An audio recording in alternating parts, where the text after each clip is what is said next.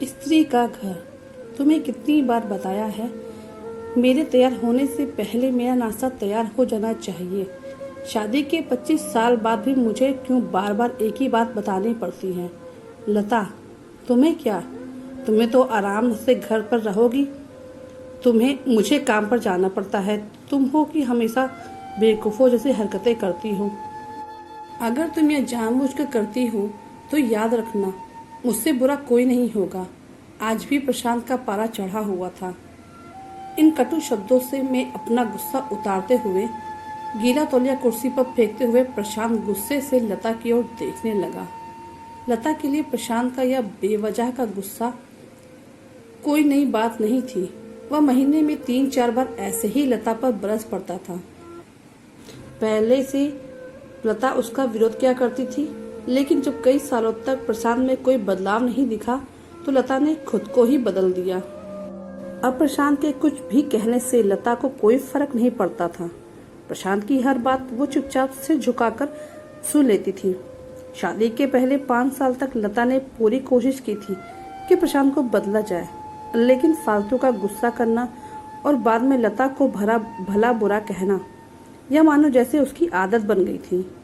कोई भी वाद विवाद होता तो प्रशांत सीधा लता को बोल देता, अगर मैं तुम्हें अच्छा नहीं लगता तो क्यों नहीं चली जाती अपने मायके, क्यों रहती हो मेरे साथ। इतना सब कुछ होने के बावजूद लता प्रशांत के साथ रहती थी, क्योंकि उसे अपनी बेटी की फिक्र थी।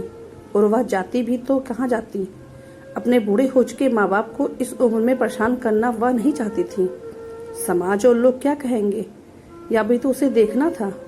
वह इतनी पढ़ी लिखी भी तो नहीं थी कि खुद जाकर कोई नौकरी कर सके और अपना और अपनी बेटी का पालन पोषण कर सके। लता को अब अपनी फिक्र नहीं थी, उसको फिक्र थी तो बस अपनी शादी लायक हो रही बेटी की। लता नहीं चाहती थी कि पति पत्नी की झगड़े की वजह से काव्या डिस्टर्ब हो। काव्या की पढ़ाई पूरी हो चुकी थी, उसके लिए अब शादी के रिश्ते आने लगे थे। कई रिश्तों को काव्या ठुकरा चुकी थी। 2-3 महीने बाद एक अच्छा रिश्ता आया। रिश्तेदारों और पहचान के लोगों ने भी लड़के के बहुत गुणगान किए थे। प्रशांत एक शाम अपनी बेटी के पास बैठकर उसे बताने लगा, काव्या बहुत अच्छा लड़का है, पढ़ा लिखा है, बड़ा घर है, बहुत अच्छी नौकरी है। ऐसे रिश्ते बार बार नहीं आते बेटा, इस बार मना मत करना।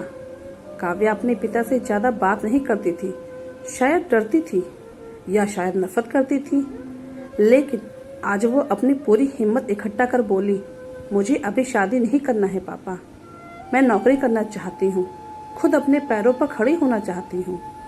हाँ तो उसमें क्या बड़ी बात है, मैंने लड़के से बात की है, वह तुम्हें किसी बात के लिए नहीं रुकेगा। तुम शादी के बाद भी नौकरी कर सकती हो, वह तुम्हें नौकरी के लिए परमिशन दे देगा। प्रशांत बोला, मेरा नौकरी करना या ना करना उसकी परमिशन पर क्यों डिपेंड रहेगा पापा।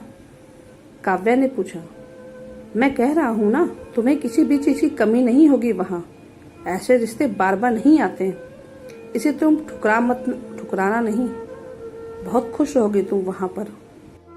प्रशांत बोला, पापा क्या मैं उतने ही खुश रहूंगी जितनी मम्मी इस घर में खुश हैं। काव्या ने तंज कसते हुए कहा, आज तुम्हारी जबान कुछ ज्यादा नहीं चल रही है। प्रशांत गुस्से से आंखें बड़ी करते हुए बोला, पापा मुझे शादी ही नहीं करनी है, क्योंकि शादी के बाद अगर वह लड़का आपके जैसा निकला तो मैं क्या करूंगी। मुझे आपके जैसा जीवन साथी नहीं चाहिए जो बिना बात के मुझ पर हमेशा चिल्लाए। मुझे कुछ भी अपनी पसंद का लेना हो तो 10 बार सोचना पड़े, कहीं वह नाराज ना हो जाए। मेरी तबीयत कैसी भी हो उसे परवाह ना हो, रोटी थोड़ी सी मोटी बन जाए तो घर सर पर उठा ले, उसकी चेकबुक ना मिले तो ही मेरा ही दोष निकाले, और हर छोटी मोटी बात पर मुझे मायके जाने के लिए कहे। काव्या ने अपना दिल खाली करते हुए पापा से सब कह दिया। प्रशांत का गुस्सा 7वें आसमान पे था, लेकिन उसके मुंह से एक भी शब्द नहीं फूट रहा था। वो काव्या की बातें सुन रहा था। काव्या उतना ही बोलकर चुप नहीं हुई, आज पहली बार अपने पापा के सामने इतना कुछ बोल रही थी।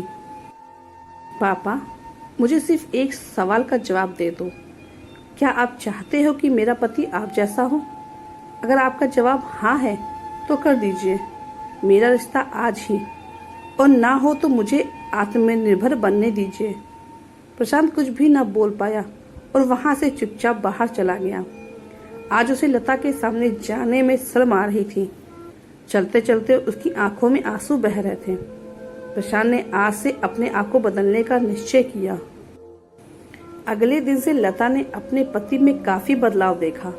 वह सोचने लगी कि जो हिम्मत काव्या ने दिखाई है, वह हिम्मत अगर मैं पहले ही दिखा देती तो शायद आज परिस्थिति कुछ और होती। अब काव्या पढ़ लिखकर अच्छी नौकरी करने लगी और 3 साल बाद उसके लिए एक अच्छा रिश्ता आया। और उसकी विदाई पर प्रशांत बोला, बेटा तू हमेशा खुश रहेगी क्योंकि तेरा पति तेरे बाप जैसा नहीं है। प्रशांत की यह बात सुनकर लता और काव्या की आंखों से आंसू बहने लगे। दोस्तों, हमारे समाज में औरतों को भले ही देवी का दर्जा दिया जाता है, लेकिन वह स्वतंत्रता नहीं दी जाती जो उन्हें देनी चाहिए।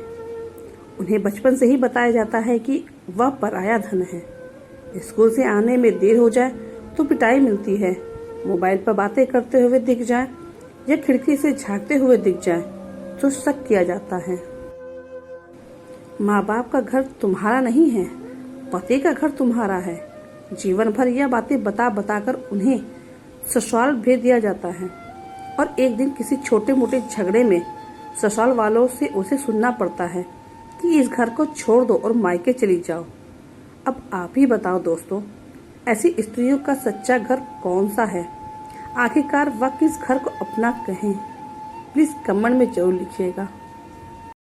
तो दोस्तों, कैसी लगी ये कहानी? आपको अच्छी लगी तो चैनल को लाइक और सब्सक्राइब करेगा और कमेंट करके जरूर बताइएगा किस किस के साथ ऐसा हुआ है।